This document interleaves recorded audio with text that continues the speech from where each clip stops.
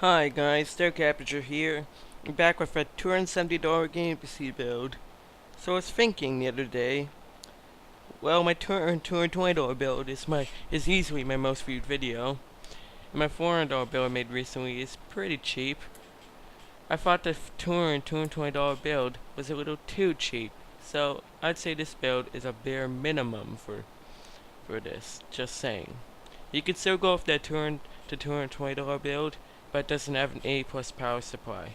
So you might be a little concerned about that. This new build also runs off of a Trinity APU, while the old one runs off a Llano APU. So let's just get to the parts list. As you can see, I dropped the optical drive for the first time ever. I'm gonna start doing that for my $300 and less builds. As you can always just finger up a USB drive, just use that. Okay, that's the parts list. Now let's get to the build.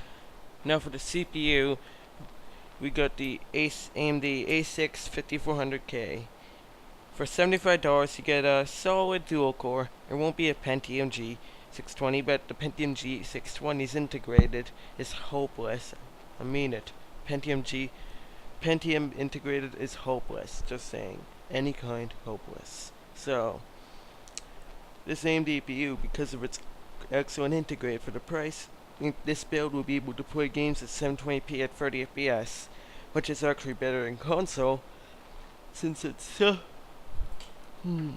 since if you can get first 720p 30 FPS in Far Cry 3, and the Xbox 360 could get Far Cry 3 slightly upscaled 720p, which is less intensive, 25 FPS, then this thing is still better than console.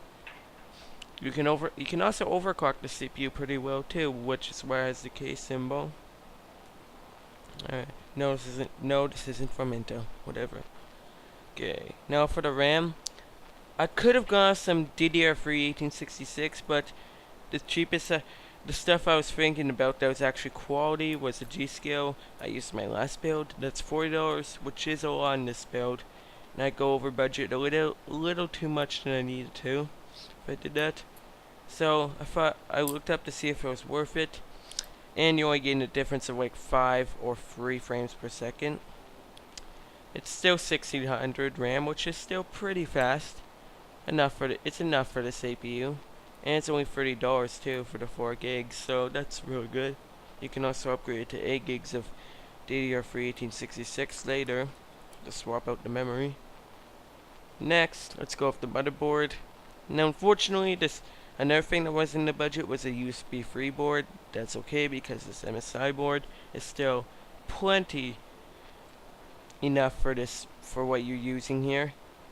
It's got PCI slots, so you can add like a 6670 down the road and get a huge performance boost.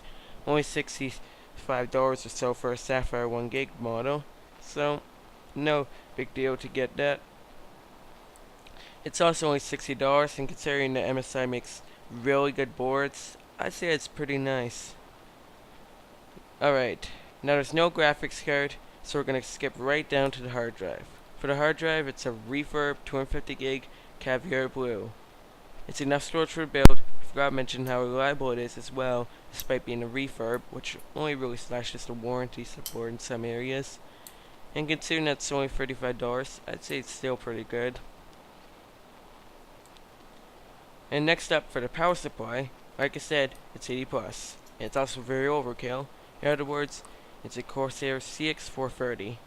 Now the Corsair CX430 is extreme overkill for this build. You only got an AMD A6, which would at the most pull 200 watts of power. But the problem is, there ain't any 80 plus 250 watt power supplies that I can see that are actually reliable. Not all 80 plus power supplies are reliable. Just ask Overclock3D.net what they think about the 80 plus gold Vortec power supplies. You'll see that they hate them.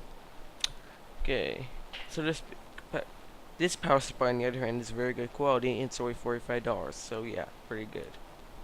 Now next up for the case, this is a really crappy case. The Apex PC for 1C. I'm laughing right now. 2 USB 2, a headphone jack, and that's pretty much it. It's very crap. It'll just wobble. It's more flimsy.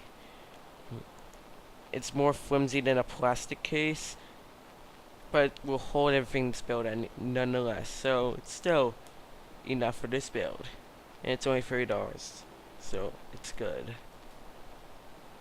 Okay, I'm done here. So I hope you enjoyed this build, and just a couple upgrades you can do.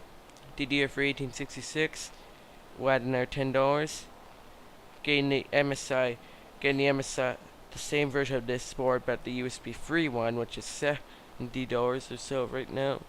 That would be another $10. You get a 500 gig hard drive, another $25. Getting a better case to like an NZXT, not an NZXT, no, Fractal Design Core 1000, which is really all you need for this. Just another $10. So there's a good upgrade pathway for this. Oh yeah, I forgot. You can upgrade up to an A10 5800K, so you can definitely upgrade this build in the future. That's what makes this build a great budget build, as you can upgrade quite a bit to say the level of a $400 build like I made, but better because that has more hard drive space. Okay, so that's pretty much it. I'm gonna stop rambling here. Subscribe to me, Dark Aperture, if you enjoyed, and goodbye.